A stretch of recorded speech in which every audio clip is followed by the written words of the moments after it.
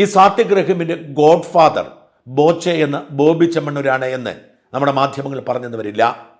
വാസ്തവത്തിൽ ബോച്ചയെ കണ്ടാണ് സാത്വിക് റഹീം ഇത് ചെയ്തത്. ഏതാണ്ട് 4 വർഷത്തോളം ബോച്ചയോടൊപ്പം ഉണ്ടായിരുന്നു. 1000-ൽ-1 എന്നൊരു പദ്ധതി ബോച്ചയ്ക്ക് വേണ്ടി ഡിസൈൻ ചെയ്തു. 10,000 രൂപ വീതം മെമ്പർഷിപ്പ് എടുക്കേണ്ട പദ്ധതിയായിരുന്നു ബോച്ചയ്ക്ക് വേണ്ടി സാത്വിക് റഹീം ഡിസൈൻ ചെയ്തത്.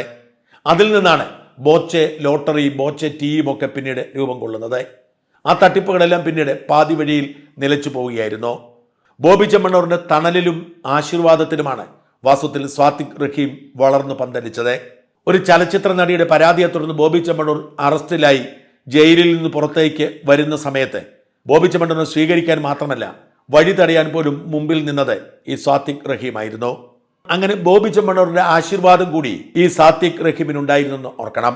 ബോച്ചയുടെ ബിസിനസ്സുകളും ഇതിന്റെ മറ്റു വഴികൾ തന്നെയാണ്. ബോച്ച പക്ഷെ അതിന്റെ എല്ലാം ബ്രാൻഡ് അംബാസഡറായി മുമ്പിൽ നിന്ന് ഇടതടവില്ലാതെ പണപ്പിരിവ് നടത്തുന്നത് കൊണ്ട്, മുടങ്ങാതെ പണം പിരിക്കുന്നത് കൊണ്ട് കുഴപ്പമില്ലാതെ മുമ്പോട്ട് പോകുന്നത് മാത്രം. നമ്മുടെ നാട്ടിലെ ഏറ്റവും വലിയ പ്രശ്നം ഒരു ബിസിനസിന്റെ നൈതികതയെക്കുറിച്ച് ആരും ചിന്തിക്കുന്നില്ല. ഒരുത്തൻ ഒരു തട്ടിപ്പുമായി രംഗത്ത് വന്നാൽ അത് ബിസിനസ്സാണ് എന്ന് അവൻ പറഞ്ഞാൽ അത് ബിസിനസ്സാണെന്ന് വിശ്വസിച്ച് പരസ്യം കൊടുക്കുന്നവരാണ് നമ്മുടെ മാധ്യമങ്ങൾ. ഇത് ജനങ്ങളുടെ പണം നഷ്ടപ്പെടാൻ ഇടയുള്ള ഒരു തട്ടിപ്പാണോ എന്ന് ഇവരാരും അന്വേഷിക്കാറില്ല. അങ്ങനെ മാധ്യമങ്ങളെയും താരങ്ങളെയും വിശ്വസിച്ച് ജനങ്ങൾ പണം നിക്ഷേപിക്കുന്നു. പരസ്യം കൊടുത്താൽ, പ്രൊമോഷൻ കൊടുത്താൽ ഏത് തട്ടിപ്പും നടത്താവുന്ന സാഹചര്യത്തിൽ നമ്മുടെ നാട് മാറിയിരിക്കുന്നു.